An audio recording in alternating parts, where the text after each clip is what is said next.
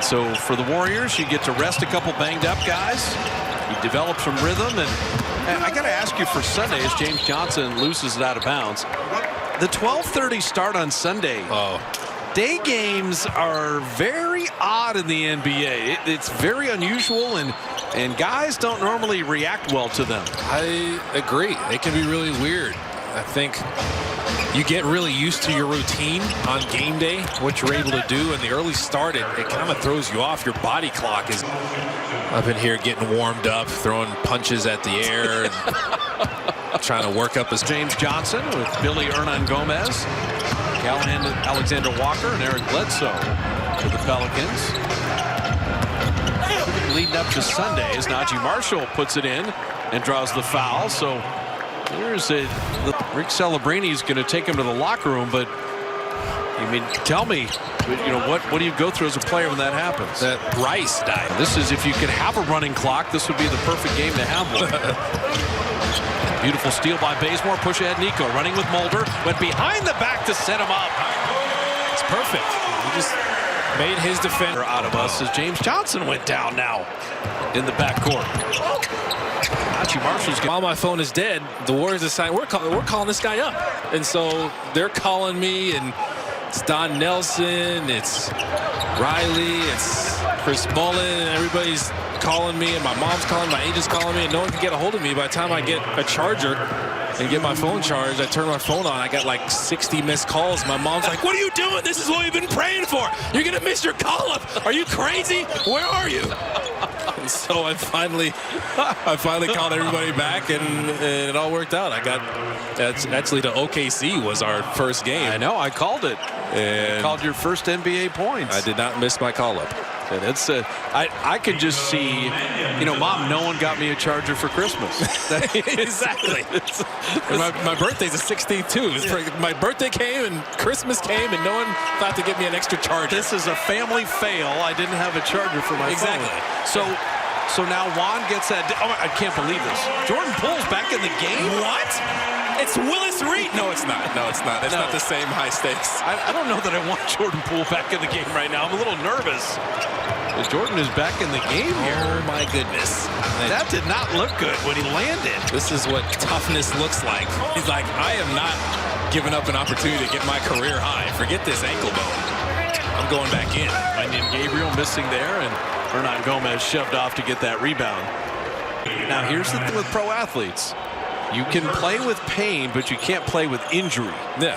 I don't think his ankle feels great, but they've assessed it. They took it back, and, he's not injured. And for Jordan to say, hey, I want to get out there and get some run. Now, I think Steve Kerr is going to have him on a very short leash. You're not going to see him go crazy, but he is 2 off his career high. Warrior fans, with Xfinity Mobile, you can save hundreds on the most reliable network nationwide. Your wireless, your rules only with Xfinity Mobile, who charges your phone so they don't miss you on your NBA call-ups. Yeah. I mean, that's it's essential. Got to have your phone on. I don't think I know a player that played in the NBA that by the time they had reached the NBA hadn't sprayed their ankle at least like 5 times. So they're kind of all used to the pain and what it takes to get back. They're pretty aware of what it feels like, if they can still play through that, if adrenaline can carry them through, or if they need to sit out. So the layperson, normal human ankle issue, if you've ever sprained your ankle, if you're walking around and you step off a curb, you sort of feel it and then you pull back. Like if you've ever sprained, you catch yourself a little bit.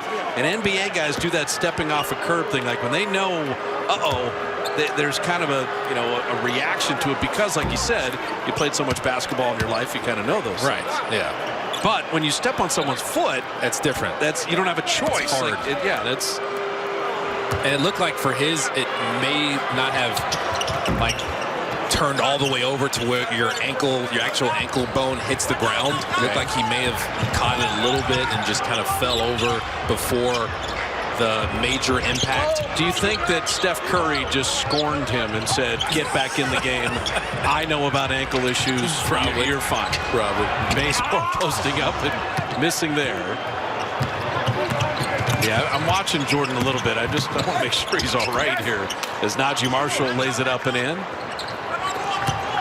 What if he just scores twice and is like, okay, I'm good, coach? Well, I think that, I mean, how important is your career high? Yeah. He's got 24. And he will get to the line here. Okay. He's not 100%. He's not going full speed, but he's about 85. Now, what we've seen from Jordan Poole the last 15, 20 games, though, last year, I don't know that people sold him. He's this cold-blooded shooter from Michigan, whatever. He's a creator offensively, and he can shoot. Yeah. And we saw it coming back from the G League last year, and we've seen it more in this role this year.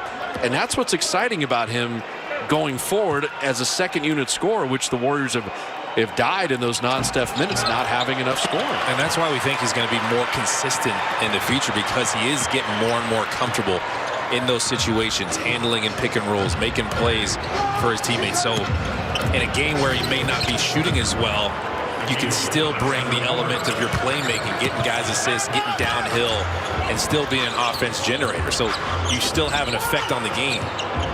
So Alexander Walker scoring on the other end. Nico Mannion hides behind Looney and airballed that three.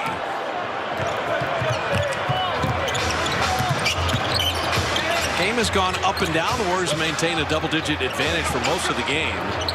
The Jordan Poole and James Johnson injuries were not a lot of fun for a couple minutes there, but they kind of went back to a normal rhythm as we approach the 4-minute mark of the third quarter. Juan was going to try to throw the backdoor to Poole, but knocked away.